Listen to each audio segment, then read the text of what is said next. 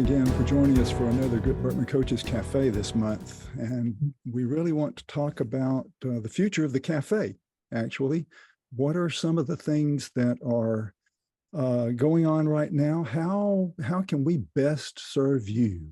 What are some of the things that you're seeing as your biggest challenges as a GRIP-Birkman coach? And what kinds of questions do you have that we answer that other people might have also those same questions? How can we help you in your coaching ministry? And then if we have time, I'd really like to catch some testimonies from the guys that are here on the call. Testimonies about how GRIP-Birkman and I to we has had a positive influence on your ministry and on you helping more people to come to know Jesus, which is our ultimate objective, that all that we do ought to be pointing to how do we help individuals and teams to build unity in the body of Christ so that more people will know Jesus. Les, I see the brain, the wheels turning in your brain. Yeah, I have had a significant number of just individuals take it. Mm-hmm.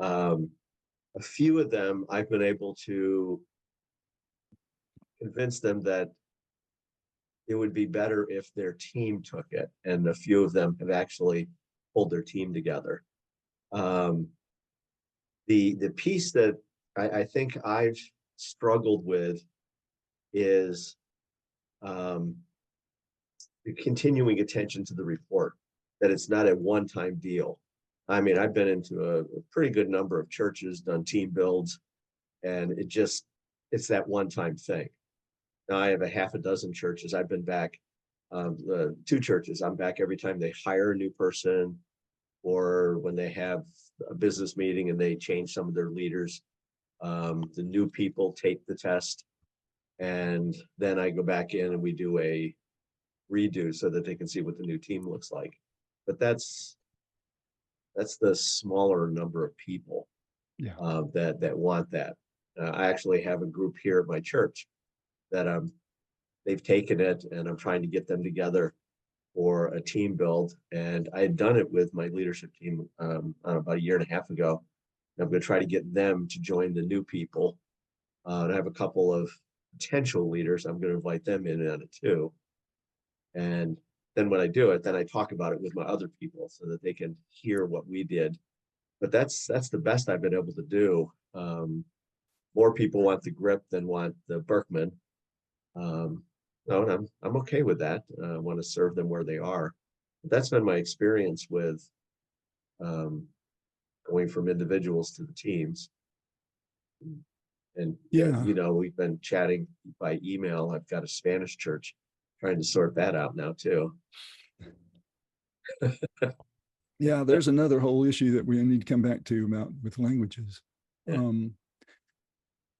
So have you found any kind of hook or anything like that, Les, to when someone has done this on an individual basis, for some reason you've done the assessment, and it's only the individual, any kind of hook that you can give them to, motivate them to see the value in doing this with a team?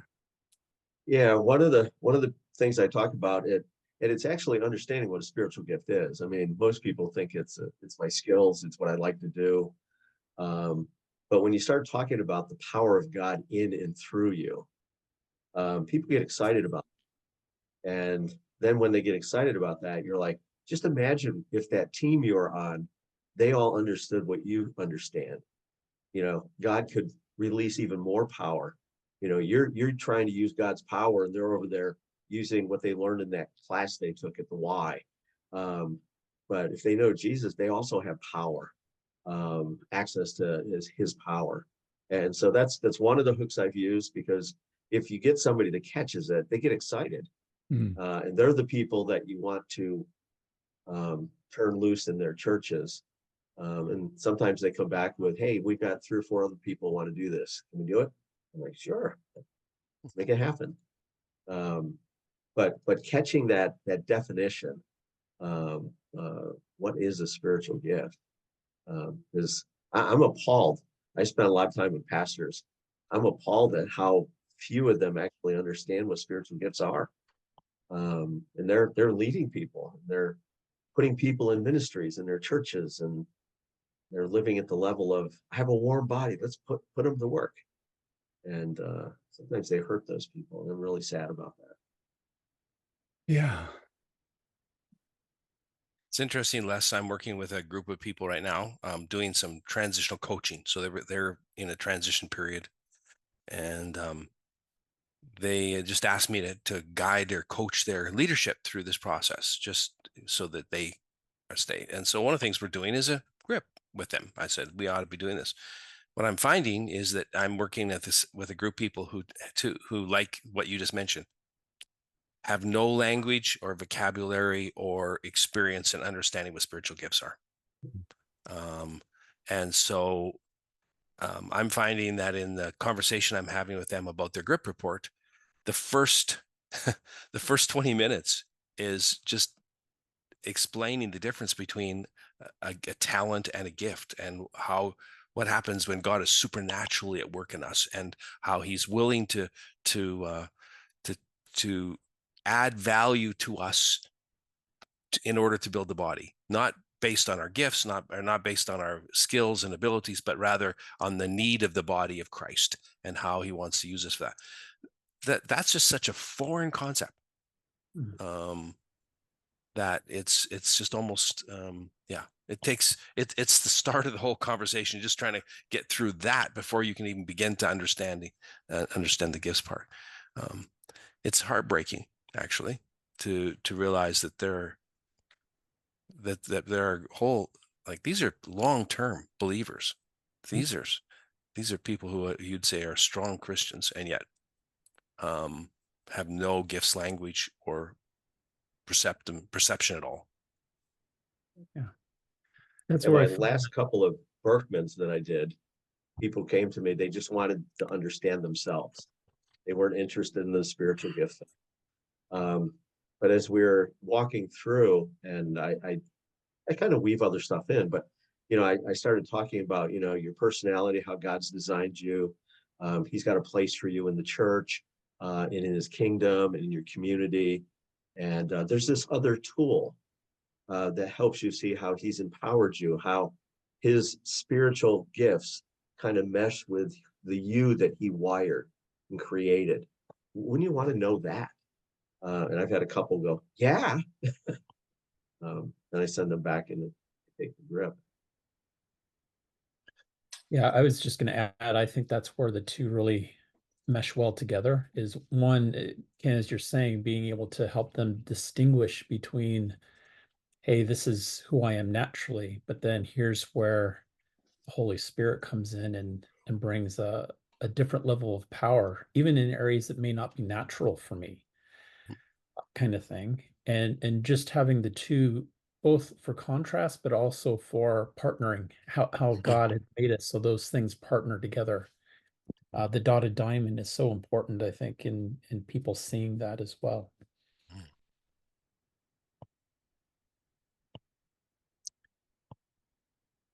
I just had the privilege of talking to our representative from Birkman, and we meet once a month with Birkman just to talk about our relationship. And so the representative just said, "So, tell me about GRIP." And then so Larry asked a great question. So, are you a believer? That was kind of the first question. Yes. Okay. And so, the aha of the dotted diamond for this person, because this person has a strong understanding of Birkman. They work for Birkman. That's their part. And then to see how the dotted diamond actually takes who we are and sometimes moves us to other places on that Birkman grid, because he needs us to build the body. That was just, it was just interesting. It was a fascinating conversation. Yeah. And Les, back to your thing there with, people who, for whatever reasons, are coming and wanting to do a Birkman, but not necessarily interested in the gifts. For the believer, I keep pushing on the thing of, you cannot fully understand your behaviors if you only look at your personality, because there are those times when we are drawn out of our comfort zone And it's not stress behavior.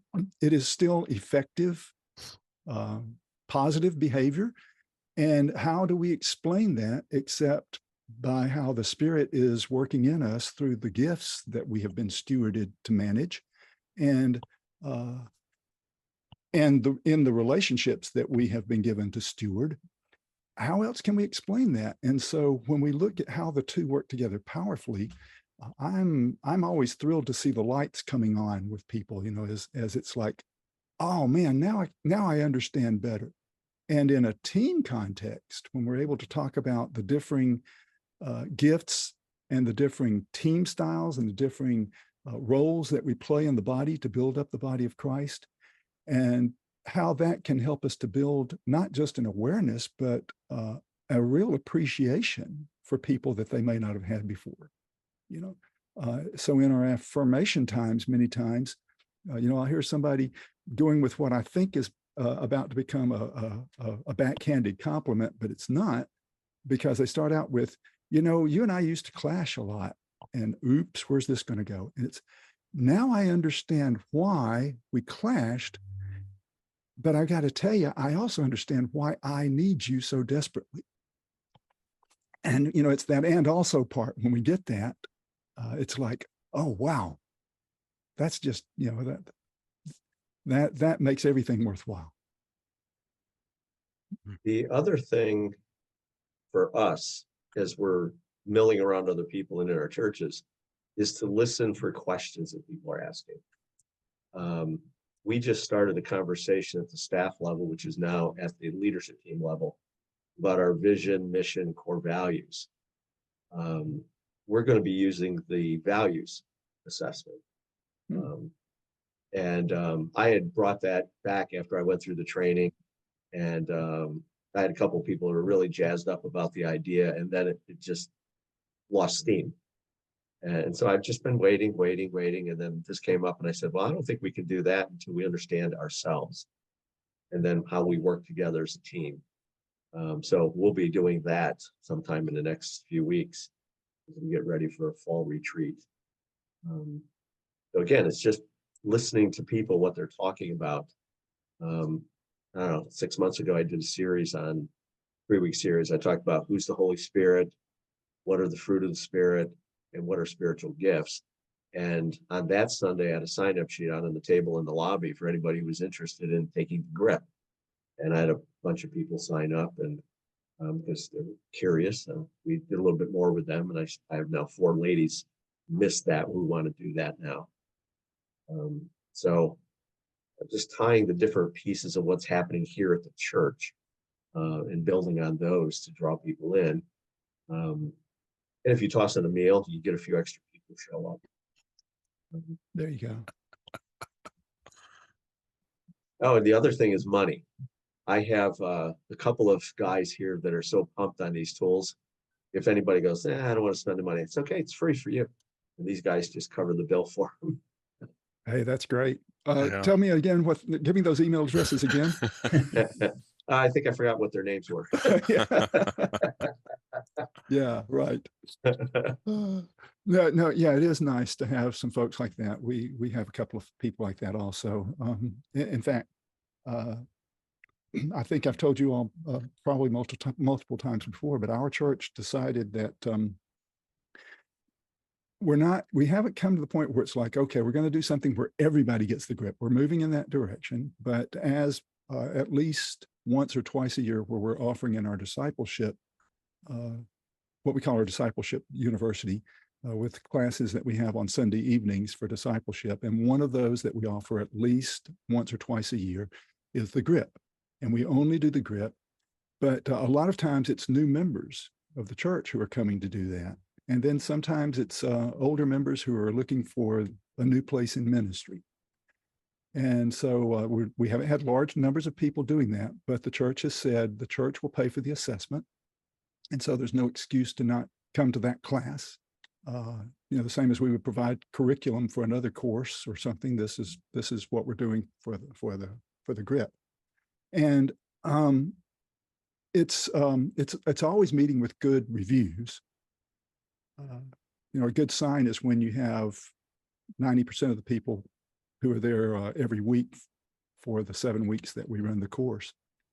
And, as you're talking about how that helps us to begin to build the unity, but we don't have the issue then of someone being embarrassed. We have a few people that are in pretty dire financial straits these days, and $15 could be more than they feel like they ought to pay right now. So we just decided, all right, we're just going to pay for everybody's out of the church budget. And wow, it's if we come to the point where we have the whole church doing it, the church is going to cover it in the budget. Now, we're not going to do a GRIP-Birkman. We're just going to do a GRIP at this point. So, Larry, with those that have done the GRIP, what kind of follow-up do you do to see how they're stewarding what they're learning? Yeah, well, I have a really great advantage personally because I help to manage our welcome center.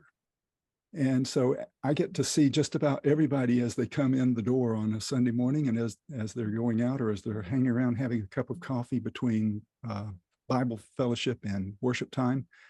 So I get to see those people, and as a good barista, I'm always asking people, so how's it going? And they know that when I say how's it going, I'm not going to accept just a fine. I'll say, well, if it's fine, what's made it fine? I'm not going to let them just get by with that nice Southern, I'm doing fine, how are you? We're just not going to do that. And so I get to talk to people that way about how's it going in terms of their ministry. I'll give you one example. One guy who went through one of the very first iterations that we did was coming close to retirement. And he was involved in some things in the church. He played in our orchestra, and he, did a few other things, but it's like, I know there's got to be more.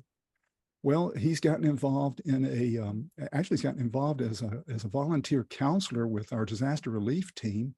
And he's now doing training with that. And it's just going farther and farther. And he's got this great big smile on his face every week of what he's involved in. We had another lady who was actually not even a member of the church yet. She came into the class, and I was kind of wondering about this, but she came on into the class. That was fine.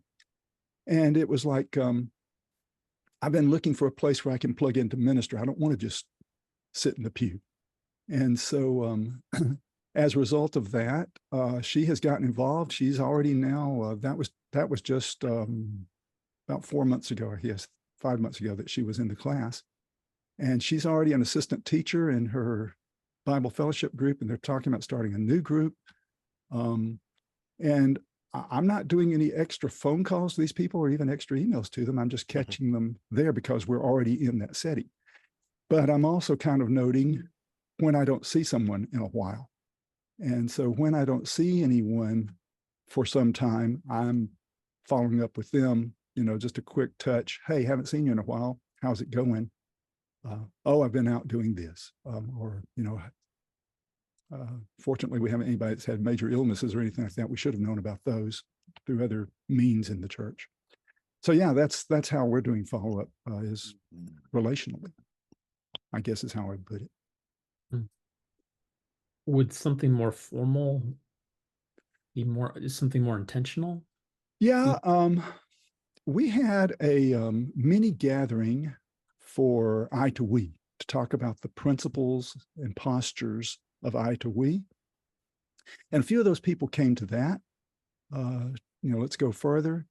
But as far as a follow-up gathering with people, we haven't tried to do anything like that. It might be a good idea to do something more formal. Yeah, it probably would be.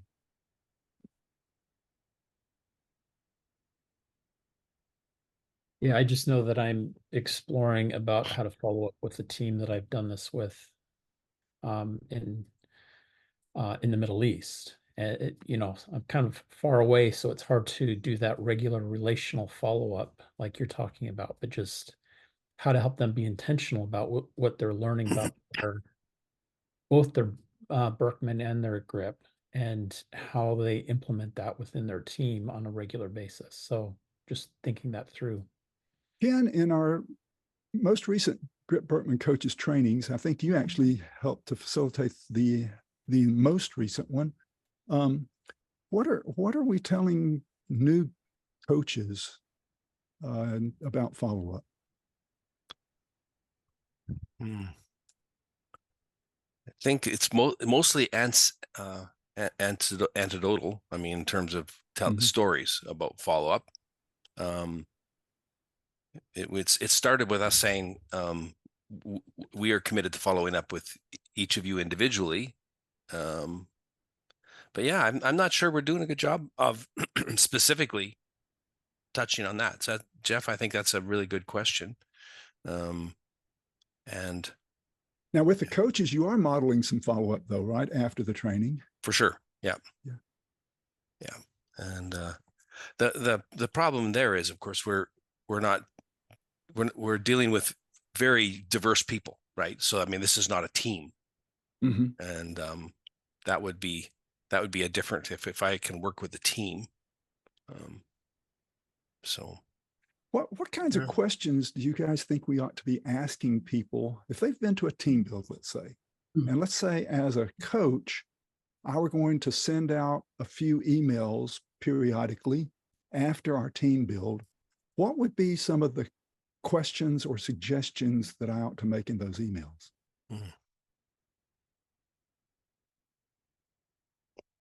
That's a good question. Yeah. I think one basic one is, how have you reflected on your GRIP report in the last X period of time? Just are people reflecting on it and seeing what God's saying? Yeah, good. What else? I'd also say something like, what have you seen or experienced that lines up with what you heard and experienced in the team report, and in what ways do you want to push back against? Ooh, that pushback thing. Yeah. One of the questions I've often asked is, how has your view of other people in your team been impacted by your understanding of your and their spiritual gifts? Wow.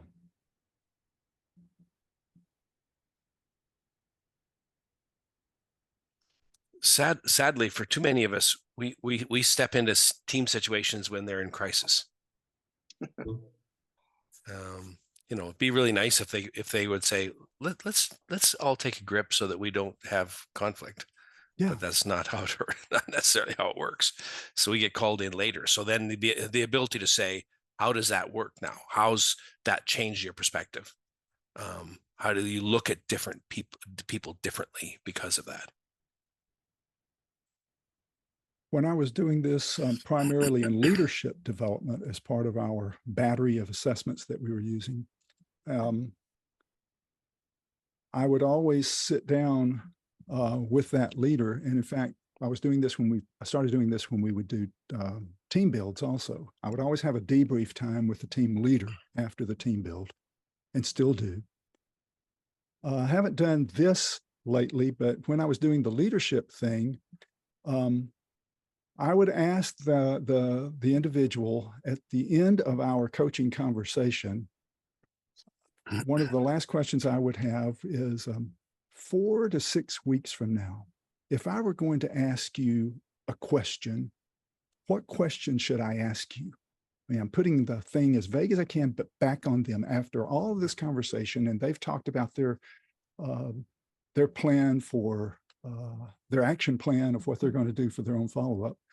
And so I'm asking them, so what should I ask you in terms of, just following up with a question? And they always come up with a question, always, ask me if I've talked to this person, ask me if I've done this, ask me if I've written out this new job request, or whatever it might be, anything. And I'll say, well, would you like for me to do that? And invariably I get a yes. Sure. Yeah. Would you do that? Well, I used to be able to do it real easily using Microsoft Outlook, because I could queue an email with a pre-date on it, and put it in my outbox. And I would have a lot of messages in my outbox that would be ready to go out automatically. I can't do that now because it's too many Google addresses, whatever. My Google and my Outlook don't play nice together. So I can't do it unless I'm doing it inside an organization. But something that would remind me, put a reminder in my own calendar, anything that would remind me, hey, send this email to that guy. So 4 or 6 weeks later, I'm sending the email to them and I get this answer back. And I used to get answers from them, hey, thanks for writing. And I didn't, wait a minute, I didn't write you, you're writing me. Oh yeah, I forgot that automatic message went out. And thanks for reminding me of that. Invariably, there would be answers, there would be a response that would say, I've been meaning to do that, but I'm really going to do it now. Or I kept putting it off, but your email reminded me I just really shouldn't put it off anymore. So I actually did it. And I would say probably getting close to a 90% response rate, either then or even a week or 2 later, I actually got around to finally doing it. Thanks for the reminder. That follow-up thing seemed to have a real huge effect on them. And I really think it was probably close to 90% that followed up on their action plan that they said they wanted to follow up on because of that. Mm. So thinking about, some kind of emails, I love the questions that you guys have come up with of things we ought to be asking them. And it's so hard for us unless we put it in the calendar. It's so hard for us to do the follow-up thing because we're moving on to the next thing that we're working on. We're moving on to the next team. We've got them on the brain, Well, So we a have while to really back, be a while intentional. back, you had teams, ministry teams of GRIP personnel. And I Mhm. was on one and we did follow up. And one of the things that I did for my team is I called everybody that had gone through the training. And we had a chart and I filled in when I got a hold of them, what we talked about. And I asked them a series of questions. I, like, what have you done with what you learned? It's kind of an open-ended question. Let them ramble on. How have you used the material with other people? What have you forgotten? When you look back at your material, what's just, I don't understand that. And then asking them things like, how can we help you? And one of the things that invariably came up in almost every conversation, especially with somebody who has been in the training but didn't go home and use it. I wish there was a way to practice. I wish there was a way that I could hone my skill set using the tool, because if you have head knowledge but you don't use it, it literally goes away. And I'm wondering how many of our trainees are not users at all because they didn't, and it just went in a closet or file cabinet. And so, thinking about what we might offer is, place, obviously it would be Zoom, where people can practice or talk through pieces of it. Like this week, we're going to talk about, team styles. This week, we're going to talk about bodybuilding roles. We'll do some role playing or breakout rooms, but just thinking through how do you use it. Yeah, and Les, this group, us, we obviously are using it. We're, staying fresh with it. I was just glancing over and reminding myself of how many 3-ring binders I have in my collection that have survived, a number of them that have already gone to the trash, but they're on the shelf. They've survived that way, but how many of them that are only there on the shelf? I haven't cracked them open in years, literally. But the one that has survived actively has been GRIP-Birkman. 20 years now, it's been active. Nothing else lasted that long for me. And because I know this works, it fits. And so how do we help other people to do the same thing, to, like you say, get involved interacting with the report, not just, I went to that great session. Wow, this was wonderful. It was like the Samaritan woman at the well, he told me everything about my whole life, that even I didn't know. We're not looking for that. We're looking for, but what difference is this making in your life? Like some of those questions that you all were raising. And how we can get them interact using that in their personal relationships. So maybe, one of the things we need to do is prime them for that at the end of the team build with some of these same questions. Maybe we need to ask these questions at the end of a team build and then follow up with the same questions. How is this going to impact your relationships? How are you going to, what are you going to be watching out for in your behavior with certain people? That sort of thing, right? Well, I think there's the place for the self-reflective questions, like Mm-hmm. how have you seen God empower you in the last X period of time, in the last month or the last couple of weeks, whatever time frame you're working with. But I think then there's the team aspect of how have you seen God working in others on your team? And then practicing our affirmation of, and how have you affirmed them in walking in their gifting? All right, now there's a big one too. That last one, Jeff. Yeah.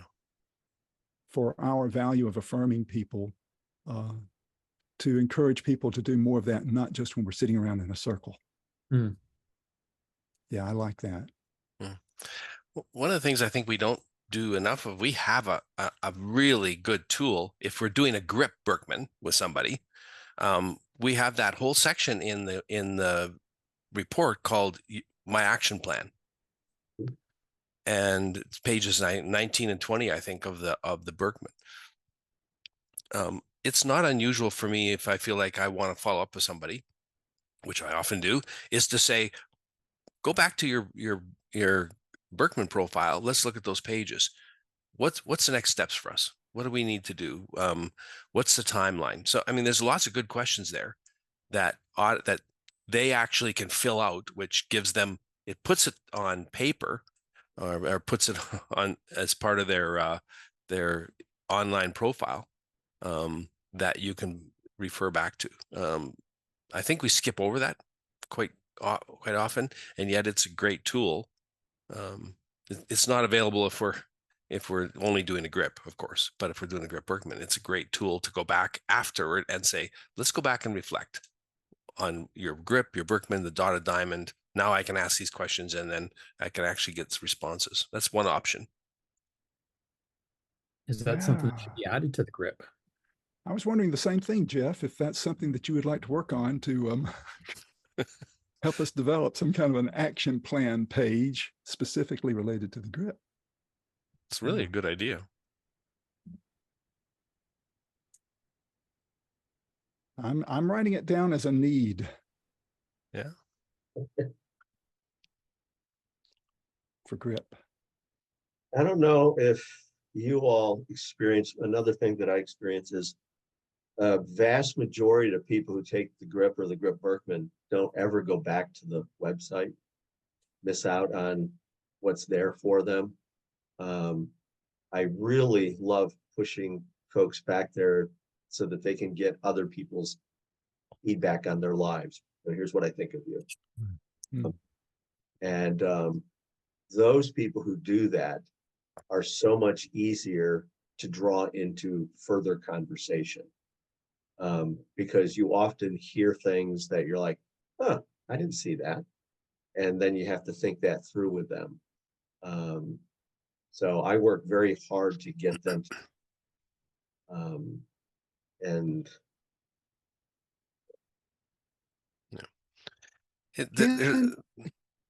Go ahead, Ken, then I'll ask you another question about that. There's a reluctance, it seems, for people to do that. And so it's interesting. So we just did a training.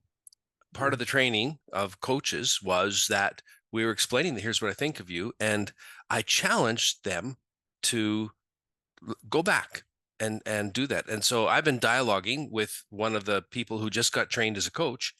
And this coach is saying, can I send it to a group of people that I worked with 5 years ago? Because I think that God was using me in different ways in that team, as opposed to how the team is using me now. And so we've been dialoguing about that. And it's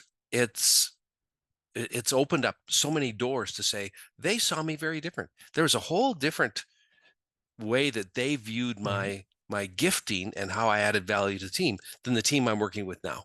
And so we've had a chance to have several conversations about that, the follow-up from that, as they, I mean, there's some real tools there that we really could use if we put our heart to it, I guess. Yeah. So Ken, you answered my question, which was after you've done a coaching conversation with someone and they've completed their GRIP assessment, even months later, they could go back on the website to their dashboard, and they could key up more.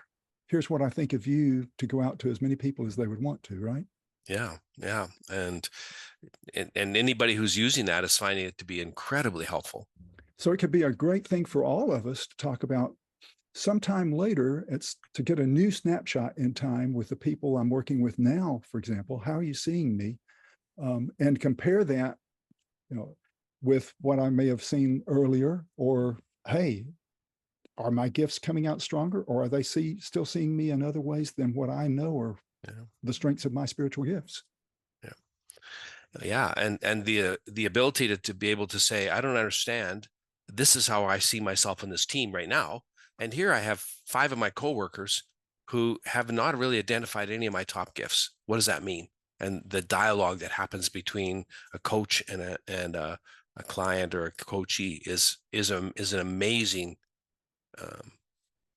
is an amazing process. Yeah, and but I just think we haven't even begun to use this tool as much as even just the GRIP tool and the GRIP website. Yeah. The IDWE website. Yeah. When you look at here's what I think of you as a 360-degree instrument, and how that can help you to identify some of your blind spots, to raise some questions. Why is this particular individual seeing me in a different light than other people? How am I interacting with them differently?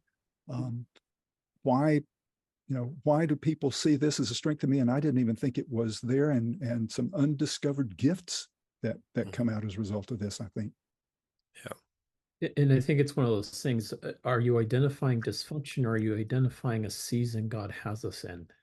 Yeah, that's a good question to ask. One of those things, when I took it and reflected, there's certain seasons where these gifts certainly come up to the forefront.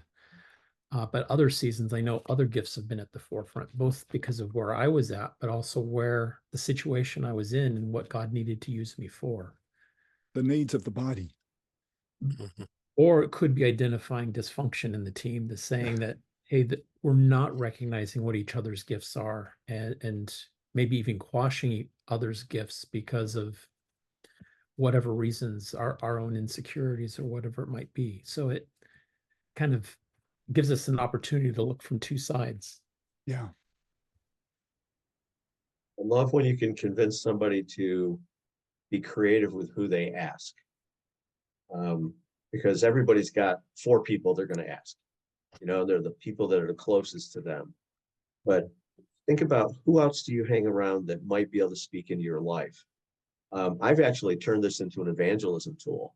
I've encouraged people to think about somebody who's outside of your church circle, even if not sure they know Jesus, and invite them to do it.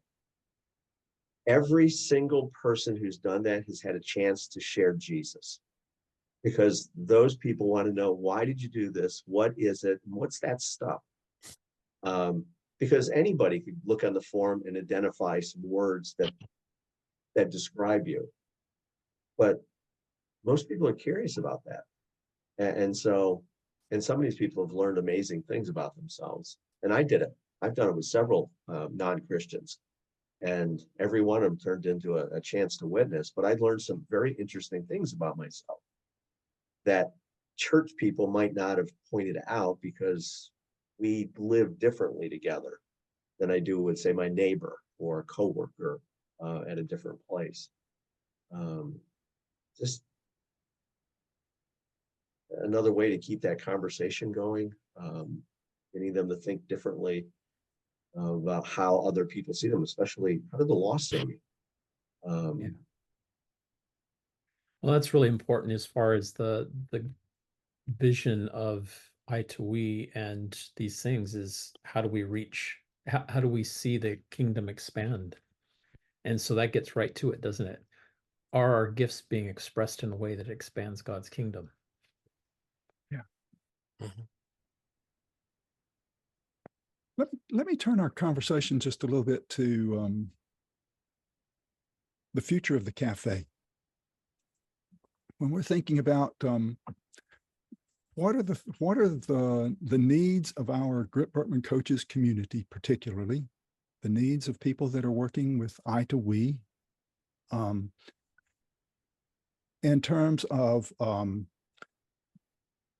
is this really meeting a need? I mean, it's been going on now since 2017 that we relaunched the cafe. We tried it a few times before that, and we got 1 or 2 cafes out, and then it died. But this is the longest that we have had it going pretty much continually on a monthly basis. So, is the need still there? Are we meeting the need? Or what about format in terms of, do we want it to be more just open dialogue? Do we want it to be panel type discussion? Do we want it to be more specific people coming to present things to us, webinar-ish, training times? Hey, guys, the mic is open. Everybody's mic is open. Started to say the floor is open, but since we're not in an in-person meeting, I guess it has to be the mic is open. What are your ideas about the future of the cafe? And by the way, don't feel like you're going to hurt my feelings or anybody else's feelings if we even were to say, you know what, maybe it's run its course. Maybe we ought to just do an occasional webinar or something like that instead of the cafe. If that were the consensus of this group, since you're the ones who are here, any idea is open. Yeah, we're open to any ideas. What do you think? I like the cafe. This is the only place where I can go that others know exactly what I'm using and how I'm feeling about it. There is no other place. I mean, It's not like I've got guys in my community that I can talk about this with, other than the ones I'm trying to get to use the tool. So at that level, this is valuable, and I get to talk to people all around the globe using it. Yeah. And now we're not all around the globe today, but we've had some very profound gatherings. And when you think about what we do, all those things you listed, Larry, I'd love to have all of those things there. And I know you can only do one thing a week. But if there was some kind of rotation and it was announced ahead of time, like, I got my announcement for this, it must have come in overnight or something. It was in my inbox this morning. Sometimes those last minute announcements or reminders don't help those who don't think ahead. Now I have this spot on my electric calendar out into eternity because it's always going to be there. I have it set up. But there are guys out there who are shocked that Christmas is next month, and getting a day ahead announcement. Not only do they have to figure out if they have the time for it, but they have to then last minute figure out, well, what's it about? And so if you had, a topic, and the next time you were going to do breakout rooms and we're going to practice this, you had somebody coming in and sharing one of their tools that they've created out of GRIP-Birkman material, because we've had quite a few people come in and share a new idea how to use it. And you had some kind of rotation and a schedule was announced. So maybe, 3, 4, 5 months out, we knew what was coming. I would think that would be helpful. I just assume I'm going to be here. But, I can see other people being drawn in for a topic, an issue, a question. Just a couple thoughts. Thanks, Les.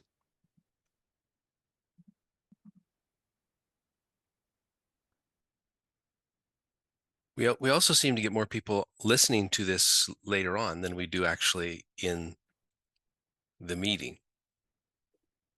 Yeah, and we are putting it out as a podcast and on YouTube, and they're getting some traffic. I didn't check this morning to see what our latest figures are, but there definitely are some people that are listening in throughout the month. And we're trying to put titles on things. So we're many of the cafes are viewed much later, not just, you know, the next day or the next week or something. Some of them are viewed even months or even years later.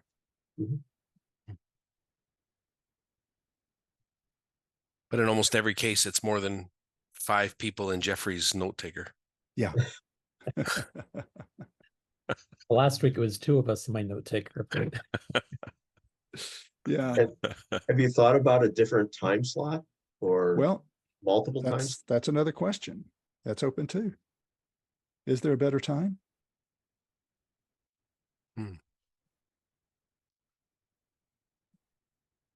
In my experience, no time, no time is perfect from month to month.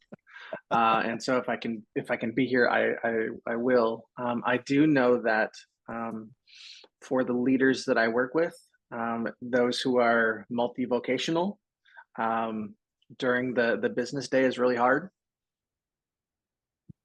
And so for some of them, this is never possible.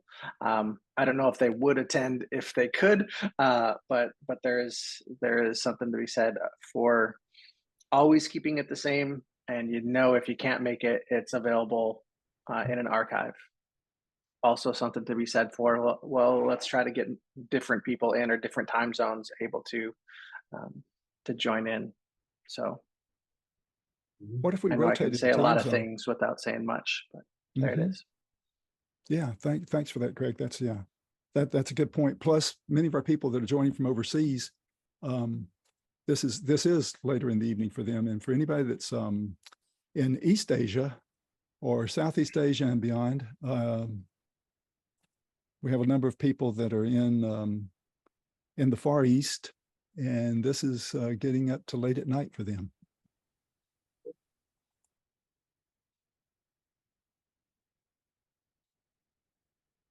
So we need to take that in consideration too, I guess. Well, if you have other ideas, let me go out on just a little bit of a limb here and say Larry.Gay at i2we.org. You can send me your suggestions as you think about them, and I'll be happy to receive them. And if you have any other thoughts, here's some ideas that have come up for some future cafes. Talking about a missions innovator and collaborator, transformational coaching and how GRIP-Birkman plays into transformational coaching, using the GRIP-Birkman for church planting, how we can leverage this tool as a church consultant and ways that you can do this in church growth.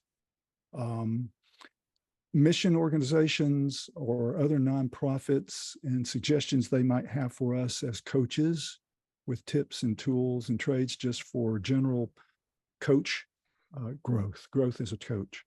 And then for new products, when they are coming out, launching those, we will continue to do that for sure in some sort of a webinar presentation type format whenever anything new is coming out. I will let you know right now, there is a devotional book that is specifically for I2We, Growing Deeper Together. I think is the title, the working title right now, Ken, Growing Deeper Together. 52 weeks, 365-day devotional book that Paul Ford is the general editor for it. And about 20 different writers have contributed devotionals to it. And we have a team that's working on the edition of that right now, getting ready to launch it, we hope, the end of this year in time for a neat Christmas present. And we'll have some of the guys from that team who will be on one of our GRIP-Birkman Coaches Cafes coming up soon, probably in early fall. They'll be talking about that. So there will always be some new things coming out, and we will always try to use this kind of a format to present those. Larry, just a question. Should this transform from GRIP-Birkman to I2We Coaches Cafe? Well, that's another good question, Jeff. We've wondered about that. Should we perhaps even continue to have the cafe specifically for people using GRIP-Birkman, as part of the I2E community, and then also have other things for the rest of the community. At this point, that's kind of the approach that we're taking. But GRIP-Birkman coaches are still the core of our I2E organization. So everything we launch with you guys first. So whether we call it GRIP-Birkman Coaches Cafe or I2E, at this point, I'm not sure that we're ready to do a separate I2E because we don't have I2E coaches trained yet. Mhm. We have the tool that we've made available to you as GRIP-Birkman coaches at this point. So yeah, let's hold that close. Let's hold that thought closely because that might be something that we need to think about, even changing the name of it. And part of, we have some other things coming in the future, more I2E focused stuff that may actually move us away from, not move us away, but be separate from our GRIP-Birkman coaches. So we're still struggling with knowing how that all fits together. But I mean, even the values assessment that we have now, and the discerning direction assessment. So there's other things, and there's other things coming. So, but it's an interesting dialogue. How are those in the long term going to mesh together in this context? Yeah. So stay tuned, folks. Les, were you going to say something else? Yeah. Yeah. Have you ever run a refresher course? Reaching out to all of your people who've been trained? Yeah, we have. In fact, the last big one that we did, of course, was when Birkman had their big change, and we offered a refresher course for everybody for quite a while. But one thing I will tell you is that any GRIP-Birkman coach can attend the coach's training as an alumnus and at a reduced price. And that is a great way to get a refresher, because you're also participating, and the new people are asking questions that raise things in your mind that you might not have thought about otherwise. And you're able to be there as a resource person also with those new coaches. We always have a limited number of those. We don't want to overrun it with alumni, but you can always sign up for those. And that goes both for the GRIP-Birkman coaches training and for the Birkman certification training, what we called signature training, but now officially is Birkman certification. Your alumni for that are also welcome to come for their refresher, and at a much, much reduced price. Do I need to tell people that? Yeah, it's always in the promotional material. There's a line that's in there that says alumni, but yeah, we can always send that out. Sometimes we're inviting people to come, but anybody that asks, hey, I feel like I need a refresher, that's where we point. Okay. Good questions. Well, guys, here we are. I don't want to abuse your time. It's been a full hour, and I really appreciate your input. This has been very helpful to me. And I always get some ideas from you folks, and I try to somehow incorporate those some way or share them with somebody. So let's just keep it up, and we will try to get together. I don't think we will be getting together in July because it's right at American Independence Day, and we value our independence, guys. So we probably will not have a cafe in July, but if we will let you know, and Les will let you know more than an hour ahead of time if we're not going to be here. So meanwhile, keep doing everything you can. Have a great summer, guys, and keep doing everything you can to build unity in the body of Christ so more people will know Jesus. God bless you. Bye-bye. Thank you.